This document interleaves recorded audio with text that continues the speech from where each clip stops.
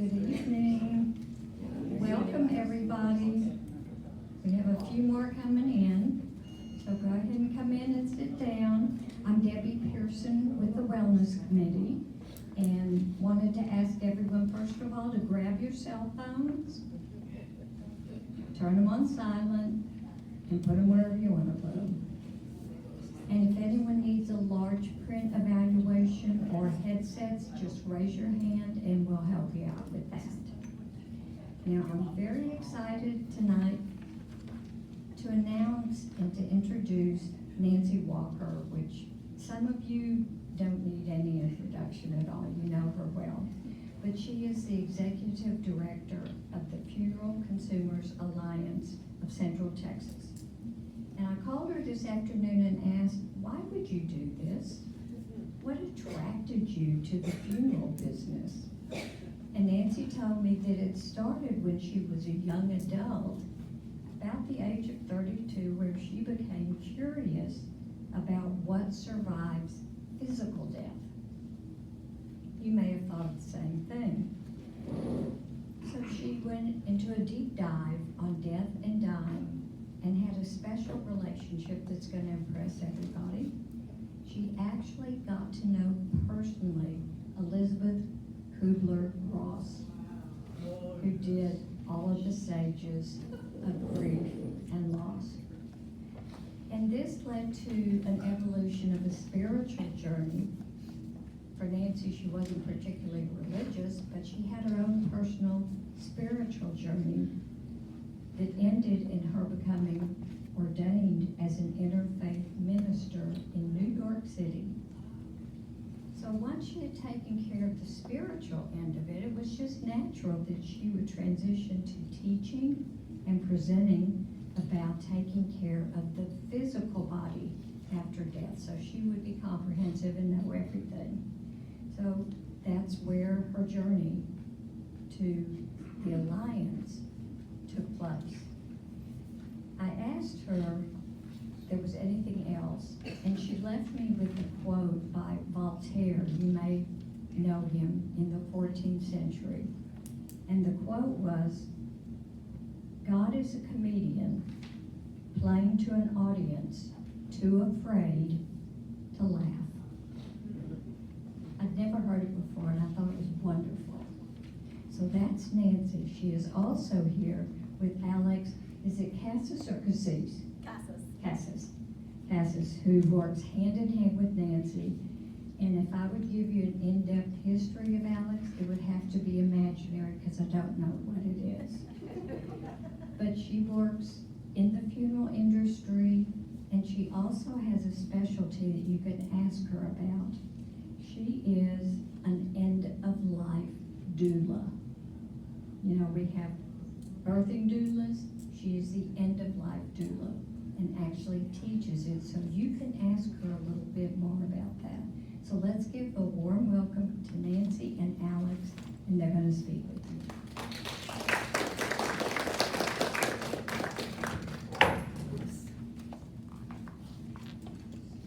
I'm going to see if you all can hear me pretty well without the microphone. How about it? No. What do you think? Need the microphone? Okay, I'm going to use the microphone. Well, the reason, I have to say, just to give a little more context to what Debbie said, the reason I shared that Voltaire quote with her about God having a sense of humor is because it occurred to me that when I was in my mid-30s and started this quest to find out what, if anything, does survive physical death. And at that time, Raymond Moody had come out with his book called Life After Life, which was a book about near-death experiences, and it just caught my interest. And I said, I'm going to look into this. And then, as Debbie said, I started taking courses and seminars and hospice volunteer and so forth. It took me quite a while to realize that this thing did morph into a spiritual journey.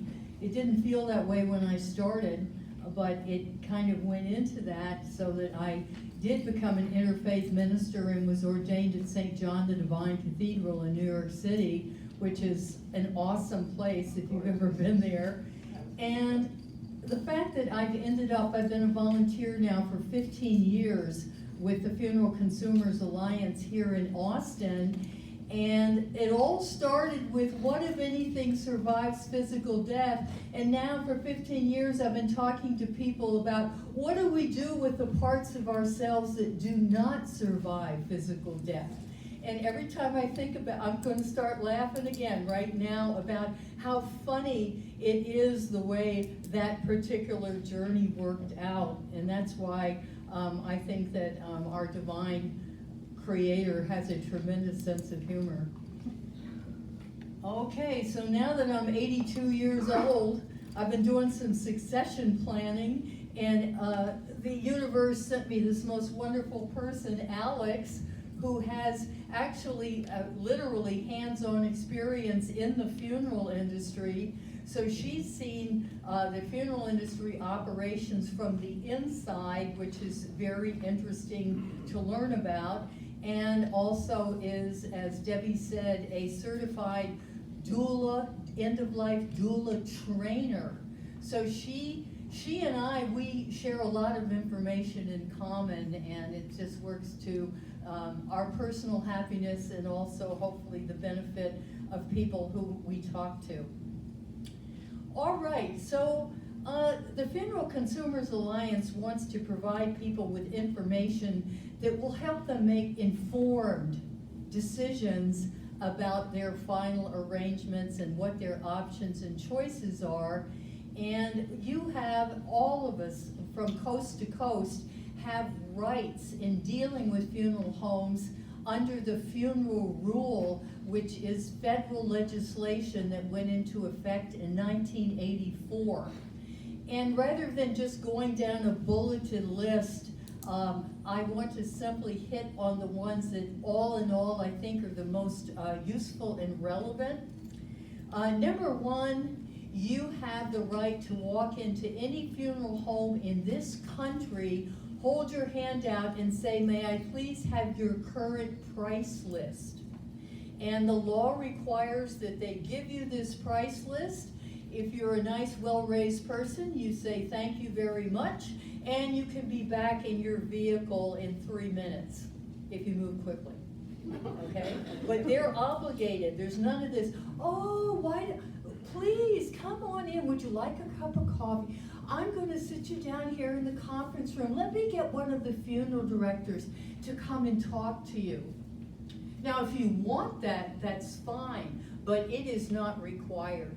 They should have those funeral home price surveys up on the counter, right by the door, right along there with those little red and white peppermint candies. And they should be just as available. So I think that that's important to know. The other thing Alex and I definitely want you to know is that embalming, which is a big money maker for funeral homes, is not required by law. Now, if a body is going to be transported on a public carrier or something like that, then we're sort of getting into unique situations where indeed it's probably to the benefit of everybody that the body be embalmed. But just for having a funeral service, even with an open casket at a funeral home in our area, or anywhere across the country, embalming is not required by law. And often when a funeral home sends people to someone's residence to pick up the remains of someone who has recently died, they can plunk a bunch of papers down on the table right there. Before we take off, we do have some papers that we would like for the family to look at and sign. And if you've never thought about any of this before, I don't know about you, but my eyes would kind of be glazed over, and I would say point. Okay, this, sign, sign, sign, sign. And before you know it, you may have signed the embalming authorization form, because declining embalming, there's a place to decline the embalming, and it's right at the bottom of the page. Sounds a little counterintuitive, doesn't it? So many funeral homes in our area will often tell people if you want an open casket viewing before the burial or the cremation, it is our policy to require embalming. In other words, they don't want the general public to look at a body that has not been embalmed. Now, some funeral homes, again, especially if you're into green, Alex told me that she had a request about green funerals. How can I do things that are more in alignment with the natural way of doing things, the way they did back before the Civil War? And believe me, a funeral home can keep a body in refrigeration and set the features of the body, and then bring the body out of refrigeration for viewing in a casket, typically several hours before the actual visitation or funeral service take place. It's just a little more work on their part.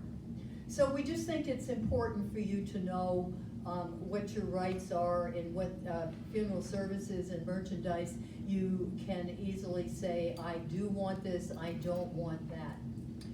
Another thing that we feel is real important for you to know, especially in our community where we have a number of funeral homes that are actively asking people, for example, would you like to come to lunch? Let's come to lunch and let's talk about funeral planning. But typically it ends up being a morph into, let's give you 100 reasons why you should purchase a prepaid funeral contract from them. Now, there are some benefits to purchasing a prepaid funeral contract, and then there are also some disadvantages. But what I want to emphasize right now is if you did purchase one, and a lot of people do, they go like, I don't want my kids to have to pay for my final arrangements, I am going to purchase this funeral contract. Well, good for you in a sense that you took it on, okay? You realize that the mortality rate on the planet remains at 100%. So that means sooner or later, every one of us and everyone we know or ever knew, everybody will pass away. So if you purchased a prepaid funeral contract, I don't want you to, as time passes on, sort of just like, don't worry, honey, it is all taken care of.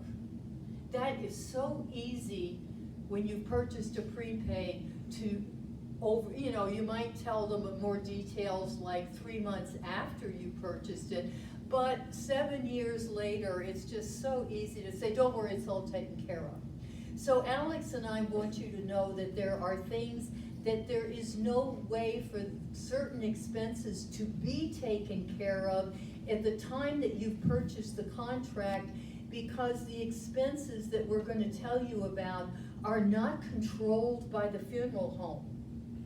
They're what you would say third-party expenses. An obituary, of course, would be a beautiful example.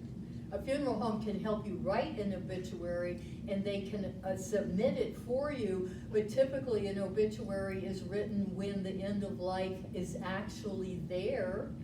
And if you purchase a pre-need, who knows, it could be 17 years later that you actually pass away. And just think of all that juicy stuff that wouldn't be in your obituary if you wrote it at the time that you purchased the contract. But the point is, the Austin American-Statesman, if that's where you'd like to put your obituary, is the single most expensive column inch in the paper, and the money goes to the statesman, right? That's an example of a third-party cost. Alex, do you want to give them some more examples of costs that can't be paid for at that time?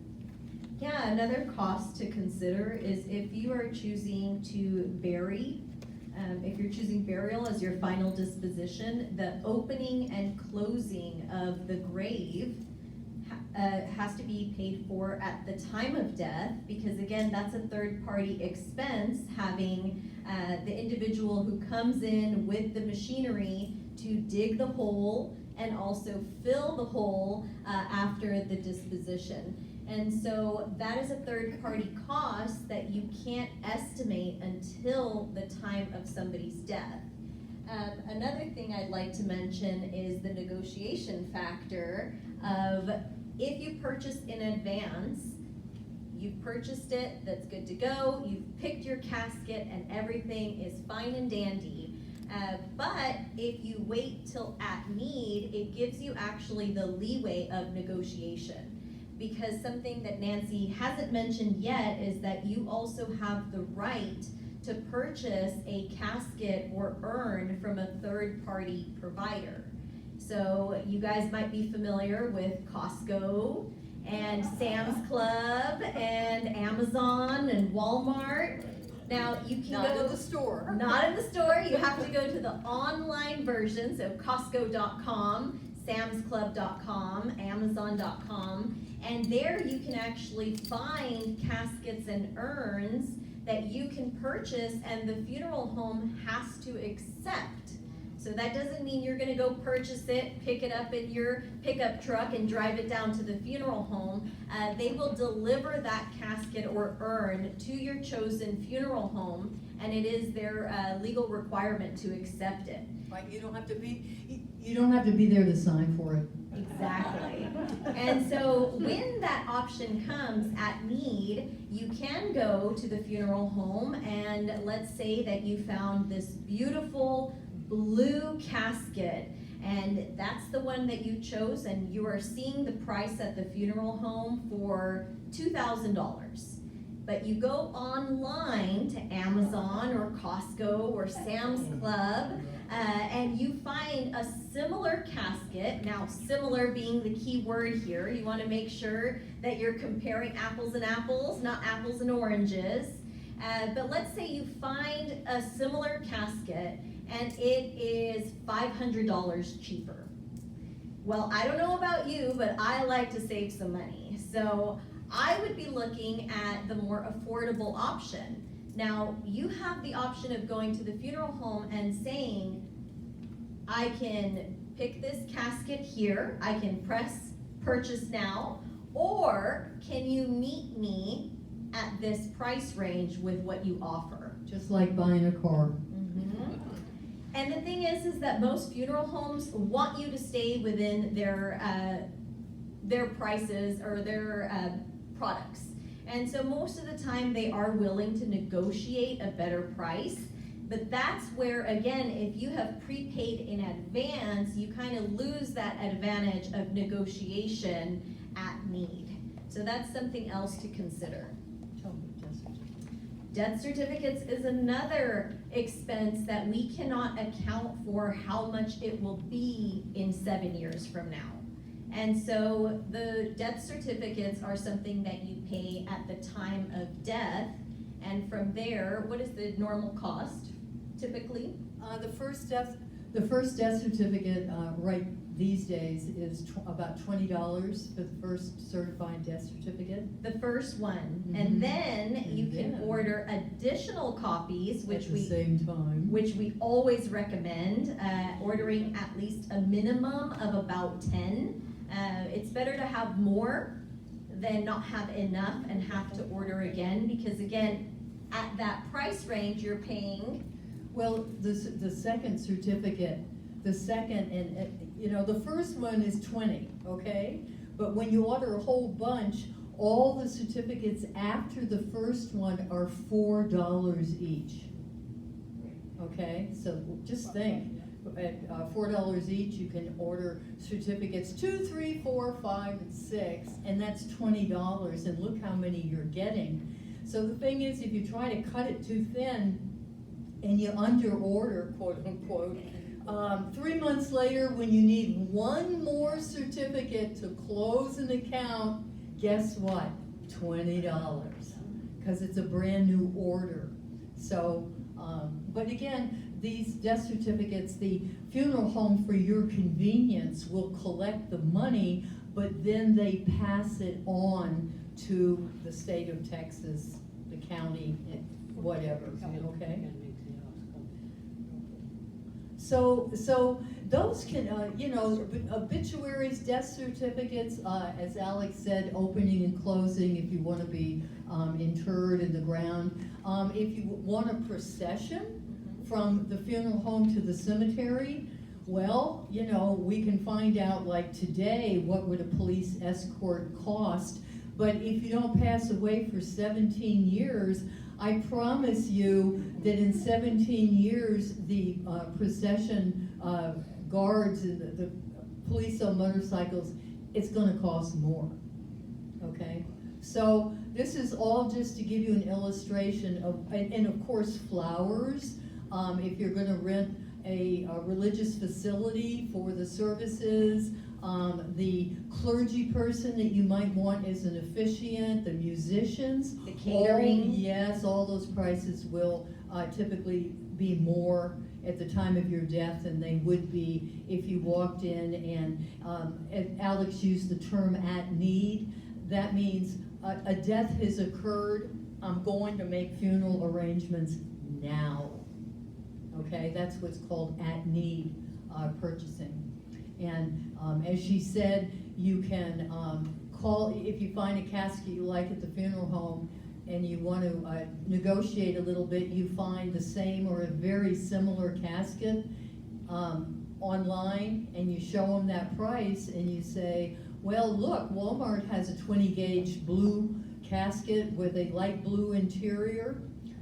It's so very similar to the 20-gauge blue casket I'm looking at here, but the one there is $500 less. So I would really like to give you my business. I'm hoping you will come down and meet the Walmart price. And typically they will, because they have a lot of profit built into the goods and services that they sell. All right.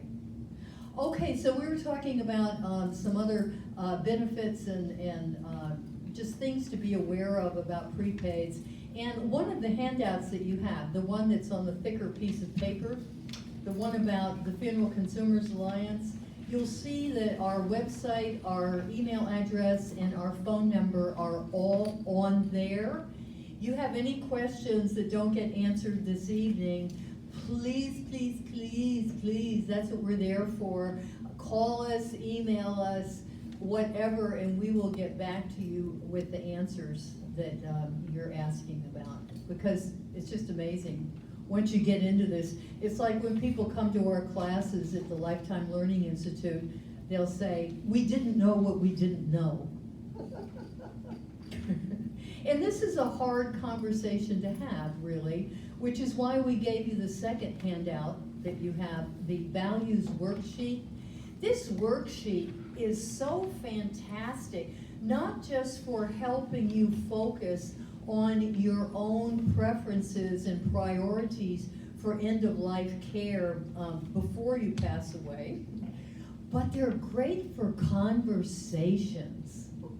And since we don't have 70 people in here, we did run off 70 of the values inventory. If you want to pick up some extras from Debbie and share them and just send them, like, oh, look at this. This is an interesting question here about how important is it for me, for example, to save my family having to address my final care expenses and so forth. And some other people, it's like, yeah, that's important, but then this thing is more important to me.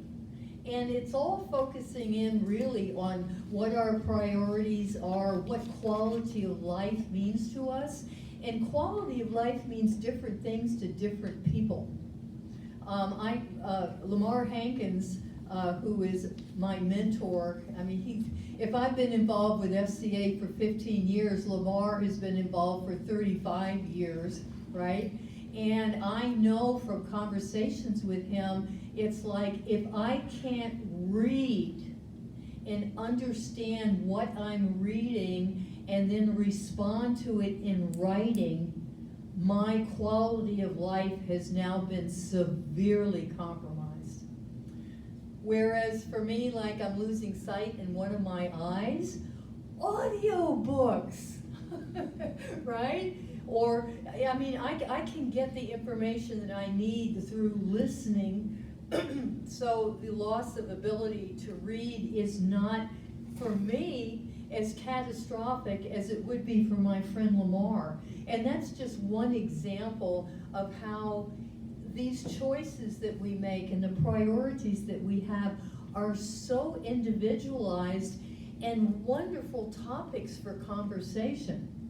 Because Alex and I, we always encourage people, it's not like, okay, you get your information together, right? Okay, I want this, and I want this, and this. And you go to the upcoming Thanksgiving gathering with the family, and you say, please roll out the podium, right? They roll out the podium, and you stand up there, and you got all your papers in front of you, and you say, now y'all, listen up, I'm gonna tell you everything that I want for this, that, and the other thing. And people are going like, I didn't come to Thanksgiving gathering for this kind of conversation. But if you take out something like that values inventory and say, you know, I went to this information session a few weeks ago when at Westminster, and this is a really interesting set of questions. I found myself, you know, I hadn't thought of that. And it's wonderful for conversation. And even if the people in the conversation are like 27 years old, it's not just for people that are in their last years and stuff. It's like everybody that's 18 years or older should, in a perfect world, in which I personally live, should fill out advanced directive documents. And it's interesting to see, as we age, sometimes our priorities and our choices change. For example, there's a document called the Out of Hospital Do Not Resuscitate form, which says, you know, if I fall down and I'm gasping for breath, do not jump on top of me and start doing CPR, okay? Now, if we already have some coexisting conditions that have already made our life a little more difficult, and we also have read information about this actual success of CPR on older, more vulnerable bodies, we find out, wow, if they did CPR, the success rate would be about 5% anyway. In spite of what we see on television when they're doing CPR on 11-year-old children that fell in the swimming pool. And we know for a fact, if you go to CPR training to administer CPR, guess what? The instructor says, if you don't break the ribs, you're not doing it right, right?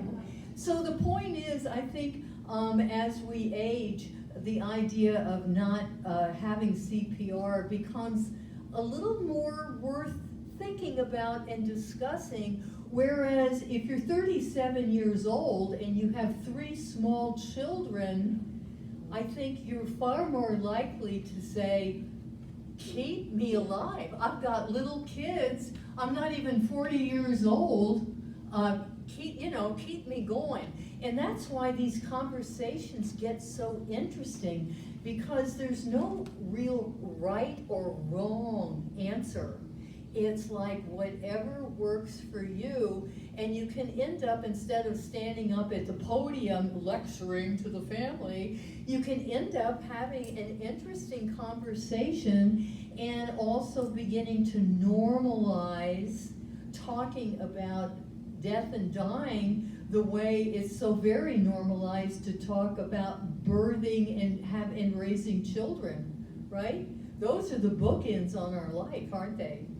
Being born and coming into the world, and then dying and going out of the world, and then all this hopefully interesting stuff happens in the meantime. And I want to touch on what you said, Nancy.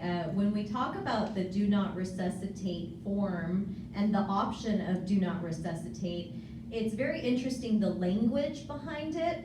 In Texas, that is what the legal form is called, do not resuscitate form. The out of hospital do not resuscitate form. Where other states actually refer to this as allow natural death. I don't know about you, but that sounds a lot nicer and gentler than do not resuscitate. Yeah, which almost implies, well, you could if you would. But, you know, be mean and don't. And that leads us to having those conversations with our family, with our friends, with our potential caregivers and care providers, is having that conversation of what is important to me? What isn't that important to me? Where am I getting stuck on some of the language behind the end of life discussions, such as do not resuscitate? That could lead to a great conversation when families don't fully understand, why would you make that choice, Mom? We want you to keep living. No matter what. And it gives the reassurance of, well, it's not that I don't want to keep living, but I'm allowing natural death to happen without any medical intervention, without having to break my ribs in order for me to be able to breathe again. That leads us to those deeper conversations where we can figure out, you know, Mom really was passionate about not having a ventilator at her end of life. She was really passionate about allowing natural death to happen. And we're more likely to have our choices heard and practiced if we're having these conversations in advance. And so going back to the healthcare values worksheet that we handed you, another way to utilize this form is to have the conversations with your potential medical power of attorney, to the person who will be speaking for you if you are unable to speak for yourself. And so you can use this tool to also talk to them and see if they fully understand what is most important to you and what isn't that important. And so you could fill out this form and then give your medical power of attorney a blank copy and ask them to complete it on your behalf. And that way you guys can then go back and forth on, oh, you got this correct, but here I see that you think it's really important for me to financially make sure my family doesn't have a burden on them. Well, that's actually not that important to me. What's more important to me is that I am not in pain during my end of life. And so that's where you can lead with really good conversations and understanding and comprehension with your medical power of attorney to make sure that you guys are on the same page and that they truly are speaking for you from your values and from your belief system. You know, and what Alex just said, she said, Yeah. okay. What Alex said about conversations, I think it's really important to understand that these conversations are not one and done. And sometimes it's easier just to kind of work a little bit into it and don't just prolong it and force it. Just kind of bring it up and, you know, like I say, you could say, I just went to this session in Westminster and these two crazy ladies got up and started talking about final arrangements and stuff, but it was really kind of interesting, and sometimes just as an entree, that's enough for that conversation. And then go a little further with it when you just feel like you have an opportunity or you create an opportunity, but it is important. Okay, let's open up to questions. What do you say?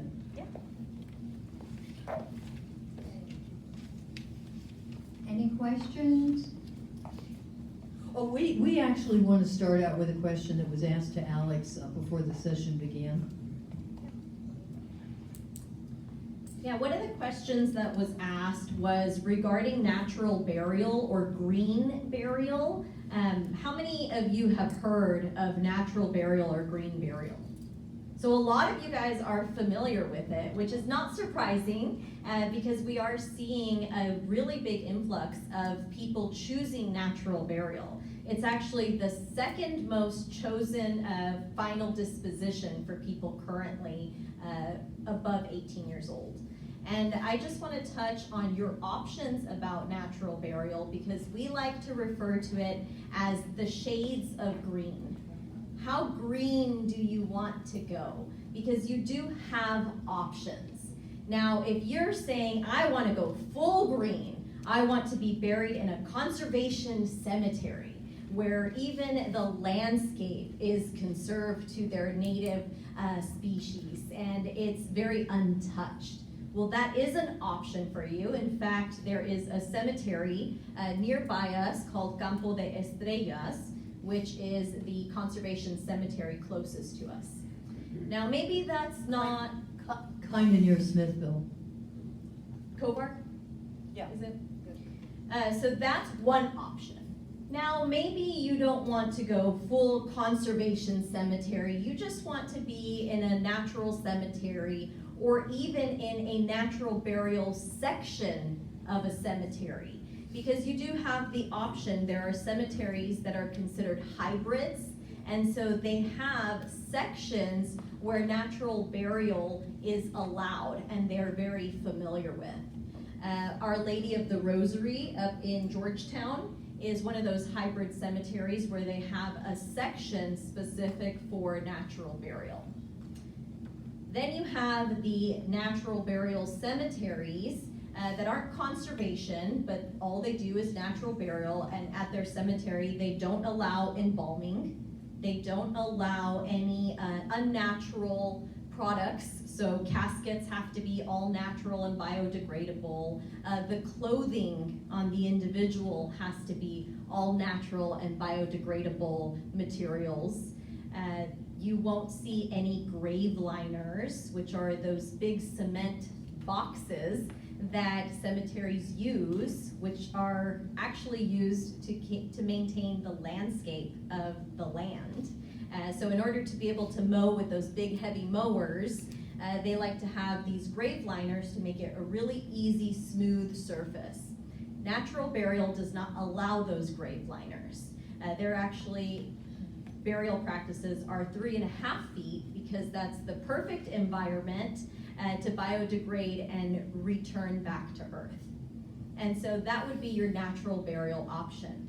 But like I mentioned, there are shades of green. And so let's suppose you have purchased a cemetery plot at one of the local cemeteries of your choice. Perhaps that's where all of your family has been buried. Perhaps that is the one that you guys are just most familiar with, closest to you, whatever your reason of choice, but that is where you have chosen to be your final resting place. I want you to feel very reassured that you still have some options for green burial. To start would be opting for no embalming. That's an easy one that you can opt out of and already have a little bit more of a greener option. Another would be choosing the clothing that is also natural material that will biodegrade.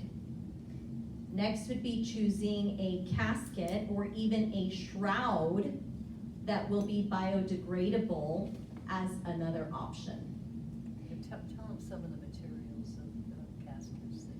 Well, and then you have the option, right, of the caskets that are more natural, like a wicker casket, an all pine wood casket. Essentially, you don't want to have any metal, anything that will not biodegrade naturally. That defeats the purpose of the natural burial, natural casket option. Another option, believe it or not, is a cremation container because a lot of times when families use a cremation container, people want to get involved, and the kids will write messages on the cardboard cremation container. We love you, Grandma, and draw butterflies and angels and rainbows and stuff like that. And that's a cremation container by definition is biodegradable. And then there's the option of a shroud, and you can purchase a shroud. There's lots of options online, but you also have the option of choosing something that you already have. Perhaps a family quilt that is made of natural linen and the interior is also natural. We had a wonderful story where there was a couple who the wife wanted her husband wrapped in their bed sheet. And it was of natural materials, so they were able to shroud him in his bed sheet. And she mentioned this because she said, we spent so much of our life in bed together. And we laughed and we cried, and so much of our love is in those sheets. And that's what I want him wrapped in. I want him wrapped in our love. And that is a possibility, again, if you're choosing a shroud and you happen to have a bed sheet or a quilt that is of natural material. And so again, you have some of these options to choose from if you are opting for some greener options. Another thing to consider is that some of these cemeteries that are hybrid or do require a grave liner, they are familiar with some religious practices that require the body to be touching the earth directly. And so what that means is they will essentially flip, think of it like a shoebox. They will flip this grave liner upside down so that the top parts are still able to withstand that lawn mowing equipment, but the bottom part without the top is removed, and so the body is still physically touching the earth. And so that is something where you would want to ask your cemetery if they offer that option, because you do have that right. And most cemeteries have sections specifically for religious practices that can offer that alternative for you as well. If you were to want a viewing and or funeral service prior to burial or cremation, actually, you know, because we mentioned the cremation container, which is made of cardboard. Funeral homes have what's called a rental casket. And it's a special casket. It's kind of interesting because the opening is at the long end of the casket. So when you quote unquote rent a casket, what you're really doing is purchasing the liner of the casket, which slips in and out this way. So they put the deceased person's body in the liner, they put it in the rental casket, which is, you know, and then they put the lid up. Everything just looks like regular casket and stuff. And then when the services are over, they slide the liner with the body in it out of the rental casket, and then can put it into the cardboard container for cremation, or put the body into this kind of container for burial in a green cemetery. Does anyone have any specific questions? It doesn't have to be about natural burial. We're here to answer any of the questions you guys have.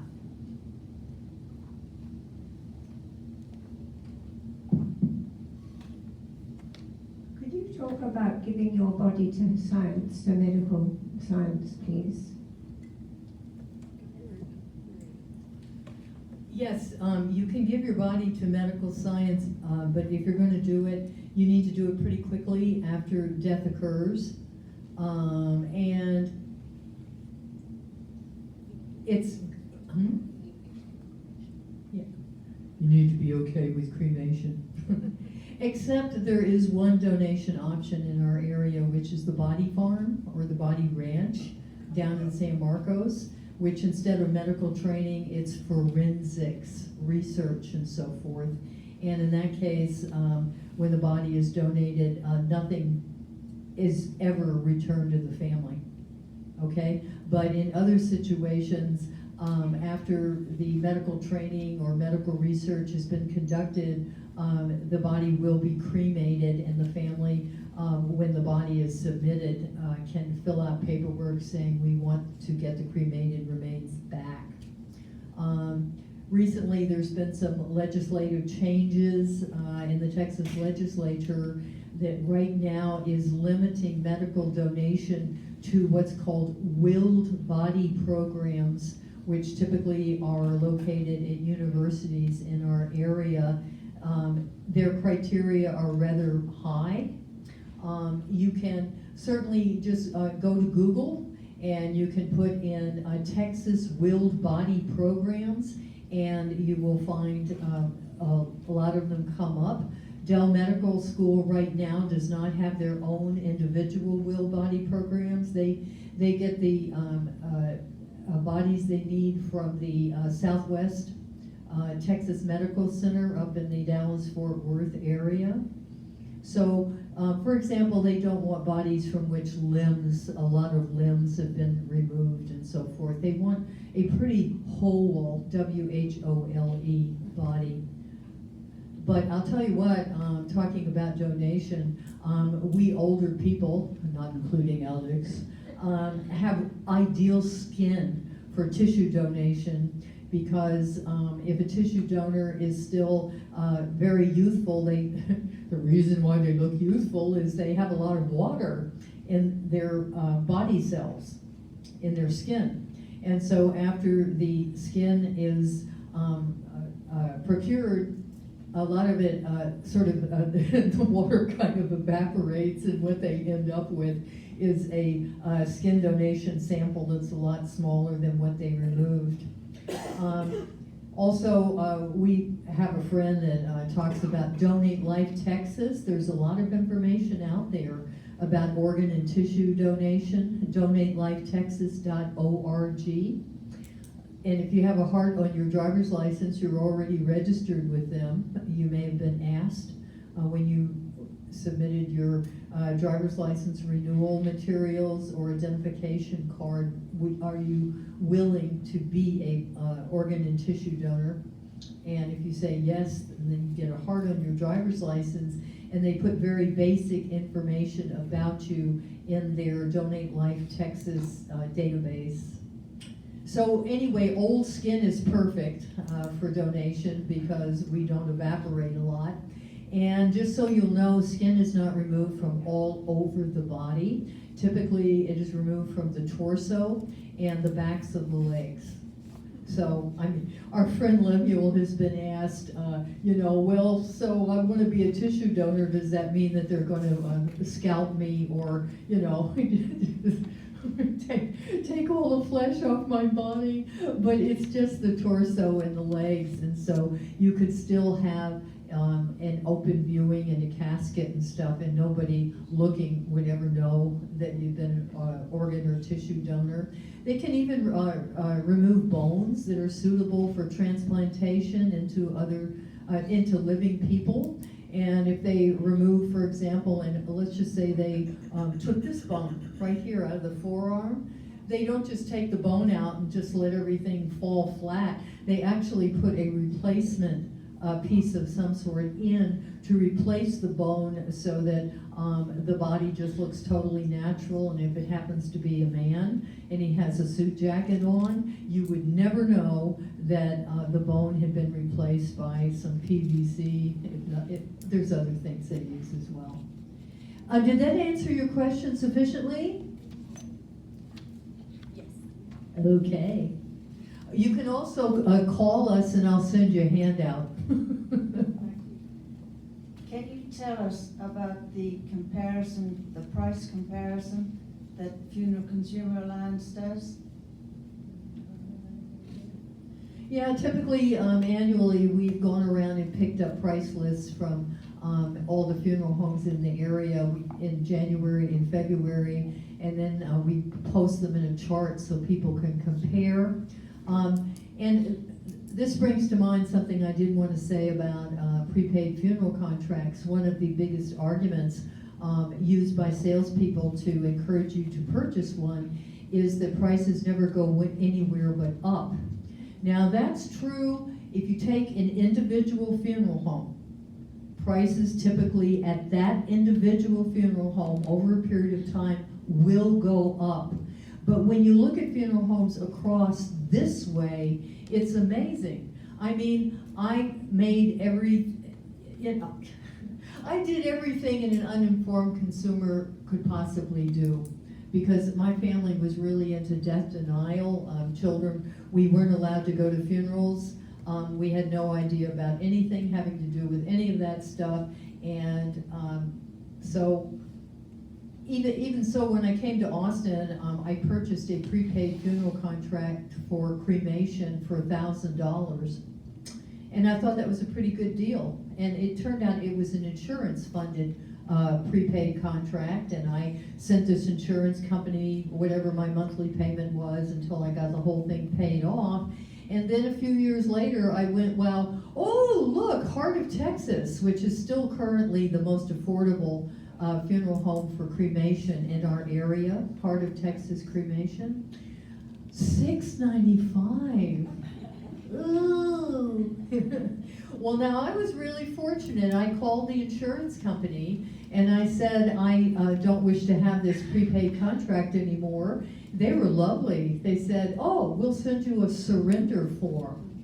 So I surrendered my policy and I mailed it back to them, and they mailed me back my $1,000. And instead of buying another prepaid funeral contract, I put it into a payable on death account, which is a good alternative to buying a prepaid. If you do a little research and you figure out basically, if I were to die next week, what would the funeral arrangements that I would like to have cost? And you go like, oh, okay. And you find somebody, hopefully you have someone you financially trust. That might be somebody who is your agent on your statutory durable power of attorney for financial matters, or a person that you have selected to be the executor of your will. We all have wills, of course, right?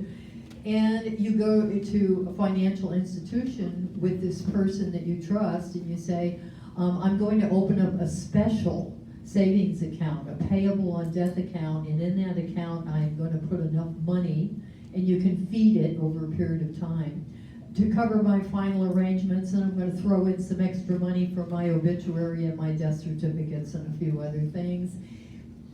And then when I pass away, this person will be authorized to go and withdraw this money from this very special account for this absolutely specific reason. It's not, if you pick, suppose you have 3 kids, it's not, and you pick one of them to be the co-signer on that account, the other 2 children need to understand the purpose of that account, and it doesn't mean I'm trying to slip John an extra $3,000 because I secretly love John more. This is a payable on death account to pay your final expenses. Have we answered the question? Yes, I have a Okay. question. Oh, and I want to say, okay, look, when I used to go to doula meetings, because I wanted to know all about what doulas do, I was young enough and I hadn't had my fall yet and broken my femur and gotten this this titanium rod in my leg. I now live life in slow motion. And I used to kind of make a joke, and I say, well, I'm probably the oldest person here. You doulas can practice on me because I'm old. I'm of the age that your clients are likely to be, and we all would have a good laugh. Well, guess what?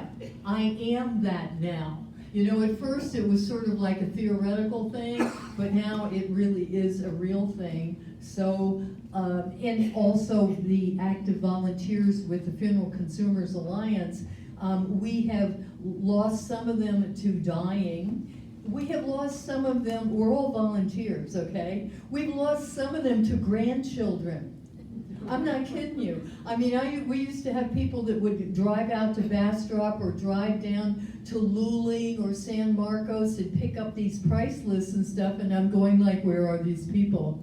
So the funeral home price survey has been a bit slow coming out this year because we just don't have as many people to do it, and I myself have also gotten older and I'm going blind in one eye.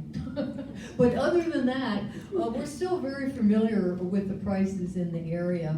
And our 2024 survey is on our website, and even though the prices for each funeral home aren't the current prices, I guarantee you they've changed. The more expensive ones do remain the more expensive ones, and the more affordable ones remain the more affordable ones. And you can just, if one draws your attention, you can go by and pick up their current price list. Or you can throw yourself on their mercy like I do and say, I don't drive anymore, I'd really love to come by and see your funeral home, but since I don't drive anymore, is there a possibility that you could email it to me? And a lot of times I can get it on an email, but with the Dignity Memorial Funeral Homes like Cook Walden and Weed Corley Fish, their price lists are very thick. I mean, they're like 24 pages and things like that because they have a lot of packages that for this amount, you get this, this, this, and this. So it gets a little cumbersome for them to email something that thick to us. But, you know, life goes on. We're doing the best we can. Yeah, do you, on your price list, or does your organization do any evaluation of the quality, the reliability of the different organizations of funeral homes? We used to try to get our members who use funeral homes to report back to us what their experiences were, but it just didn't happen. And it's shocking to me, in the 15 years that I've been involved, not one member has ever called us and said, do you have a volunteer that could go with us to the funeral home? It just seems like the family circles the wagons. They either have a pre-need or else everybody just comes together and let's figure this out. And sometimes, this is another thing I want to mention about pre-needs. I can't tell you how many calls we get. We think grandma purchased a pre-need, but we can't find any paperwork, and we don't know what funeral home. There's got to be a drawer. There's got to be, and don't put your final papers and stuff. You might put your will in a safe deposit box, but your advance directives and what you want for your funeral plans, people need to be able to get to that stuff like right now. And it's important that you inform your loved ones if you have purchased a pre-need, when you purchased it, who you got it from, and where that paperwork is. Otherwise, you just washed your money down the drain. Last question. She's going to throw us out. I don't like to give the last question. Sounds like a philosophical treatise. Yes. I have 10 items that you didn't mention, but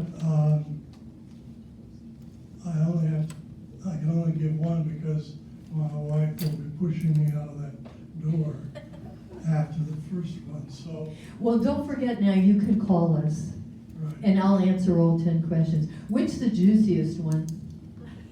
Well, the juiciest one is a comment with a kind of question following.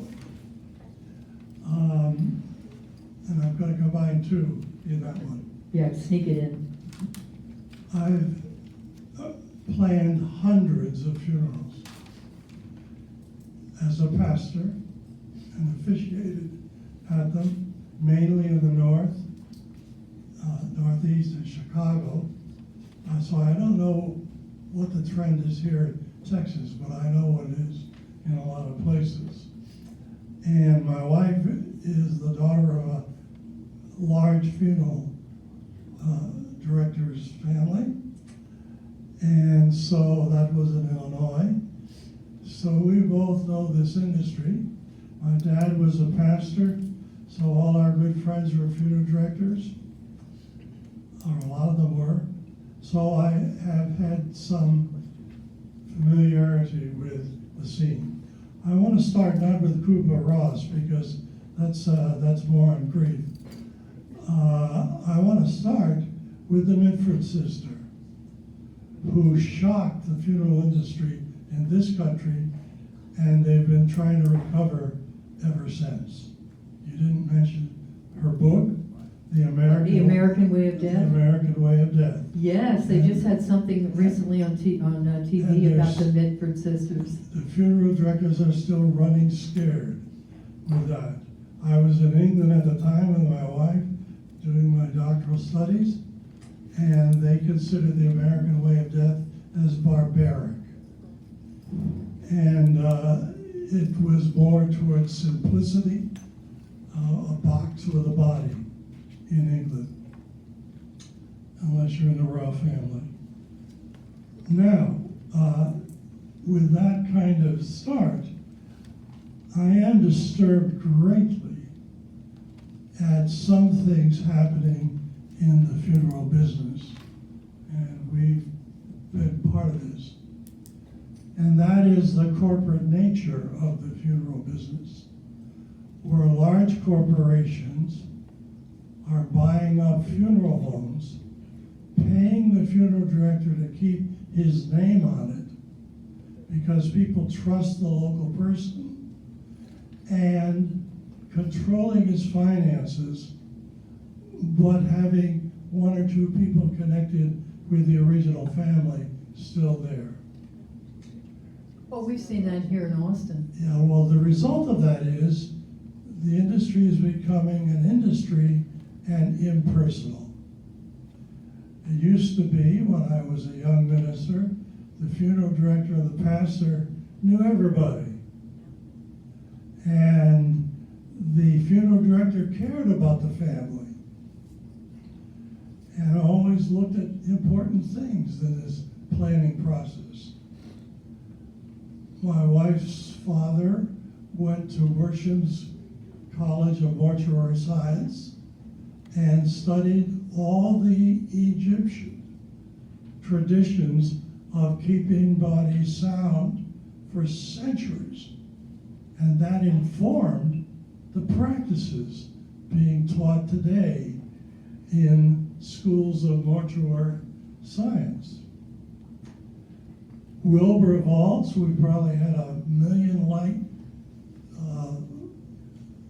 cigarette lighters from Wilbur Vaults. But the point was that the vault was the most important thing you buy, not the casket. Because it's the vault that keeps you in a not sane, but in a condition you want your relative to be in, because it's sealed. And the quality of the vault, which goes in before the casket, is very, very important. I didn't hear that being mentioned, and most funeral directors will start there rather than the casket. Anyway, I am deeply concerned that the industry is becoming very, very impersonal, and cremation is helping that. And now you mentioned Costco, and I'm going to walk out of here and scream. So it was a calling, not just a profession. That's an interesting finale to the discussion. So thank you for that. And thank you so much, ladies. I know there will be some people that will come up and talk to you before you get out of here. But I also know that we're at time, and we're going to let Oswaldo wrap things up and go. So thank you so much. Let's give a warm welcome to our ladies here. Isn't Alex wonderful? Huh? I really struck gold here.